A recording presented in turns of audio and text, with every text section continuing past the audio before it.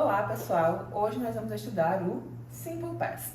Quando que a gente usa o Simple Past? A gente vai usar o Simple Past para falar sobre o passado, o que é que aconteceu ontem no seu dia, o que é que aconteceu nas últimas férias que você fez, o que aconteceu no final de semana passado, o que aconteceu no seu último aniversário.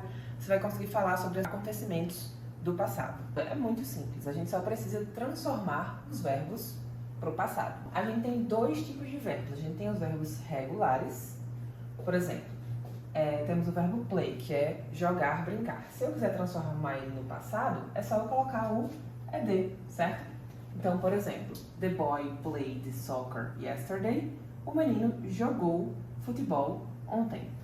O verbo work, que é trabalhar, no passado fica worked. Talk, que é conversar, fica talked.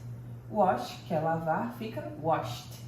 Study, que é estudar, fica studied. Então, bem facinho, é só colocar o ed nesses aí que eles vão ficar no passado.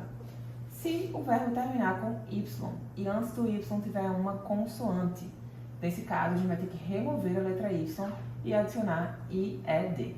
Vocês podem ver que na palavra play isso não aconteceu, porque antes do play a gente tem uma vogal. Então a gente vai manter a regra principal, que é apenas acrescentar o ed. Outra coisa que é muito legal do passado é que o verbo ele nunca vai se modificar. Então, independente de qual seja o sujeito, tá?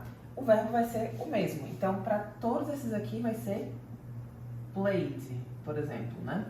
Ou se eu quisesse falar, por exemplo, ela trabalhou, she worked. Eles trabalharam, they worked. Você trabalhou, you worked.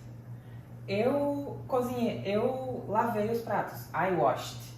Ela lavou, she washed. É só um verbo para todos os sujeitos. Isso é muito legal, ajuda bastante. E agora a gente tem os verbos irregulares, que é a parte mais complicadinha do passado. Porque os verbos irregulares, eles vão sempre modificar de uma forma regular. É só acrescentar o ed. Mas com os irregulares, a gente vai ter que memorizar qual a forma do passado dos verbos, porque eles vão mudar de uma forma aleatória. Então, o verbo go, no presente, vai se tornar went. O verbo buy, que é comprar, vai se tornar bought no passado. O verbo eat vai se tornar ate. O verbo drink vai se tornar drank. Have, had, take, took, see, saw. Comecem memorizando esses 7 verbos aqui, tá? Porque eles são bastante utilizados e você consegue utilizar eles para falar sobre o que aconteceu no seu dia ontem, por exemplo. Vamos ver alguns exemplos. She went to school 2 minutes ago. Ela foi para a escola 2 minutos atrás. Aqui a gente tem algumas expressões. Yesterday significa ontem. Esse ago seria atrás. Por exemplo, 2 minutos atrás, 2 minutes ago.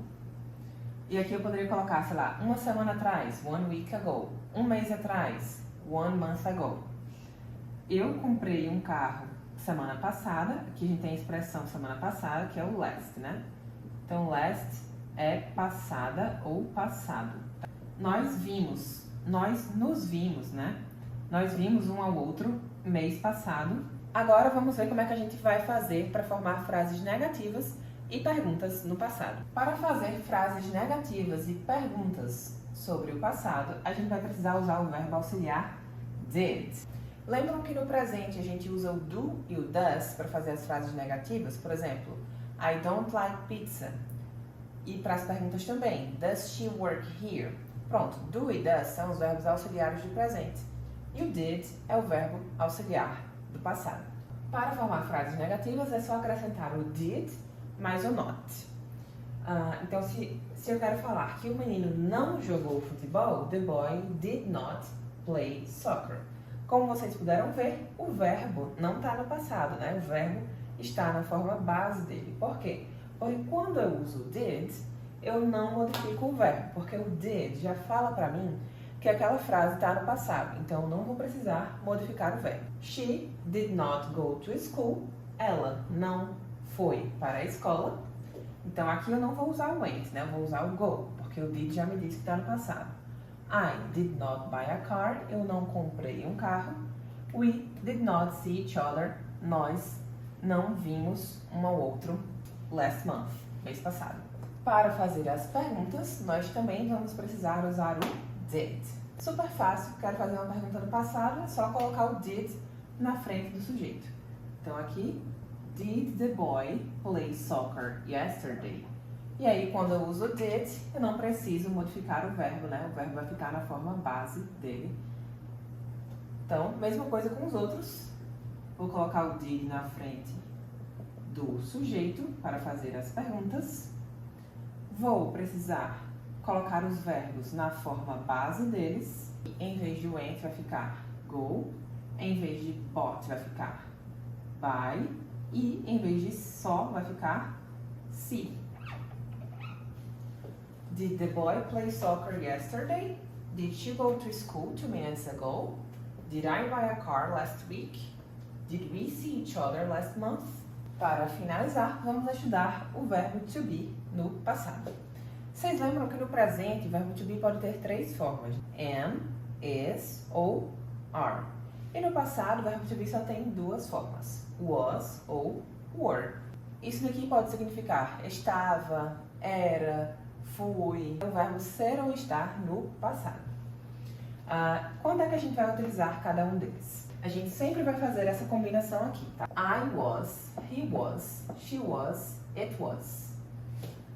You were, we were, they were. Se for singular, usa was. E se o sujeito for plural, usa were. Vamos tentar aplicar em algumas frases. Eu quero falar que ela estava no banco. Então, she was at the bank. Lembra que o she combina com o was. Marcos e Ana eram casados. Marcos e Ana são 2 pessoas, plural, né? Então, vamos usar Marcos e Ana were married. Eu estava com você ontem. I was with you yesterday. Você estava em casa. You were at home. O cachorro estava quieto. The dog was quiet, porque cachorro é singular aqui, né? E se eu quiser formar frases negativas?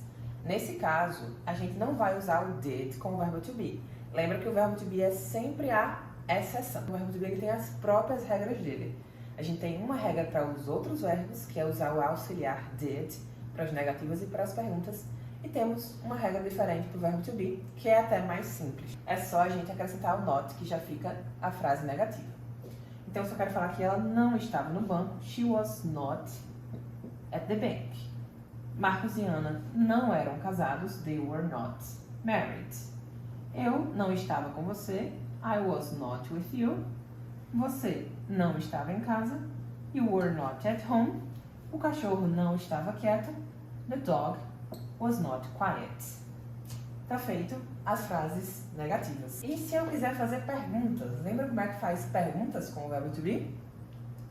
Sempre que a gente quiser fazer perguntas com o verbo to be, a gente não vai usar verbos auxiliares. A gente vai precisar colocar o verbo to be na frente do sujeito. Eu vou mover tudo isso daqui para frente do sujeito para eu conseguir fazer perguntas. Was she at the bank? Ela estava no banco. Was she at the bank? E aí eu vou tirar eles daqui, né? E vou transferir para cá, para frente. Were Marcos and Anna married? Eu estava com você ontem. Was I with you yesterday? Você estava em casa? Were you at home? Was the dog quiet?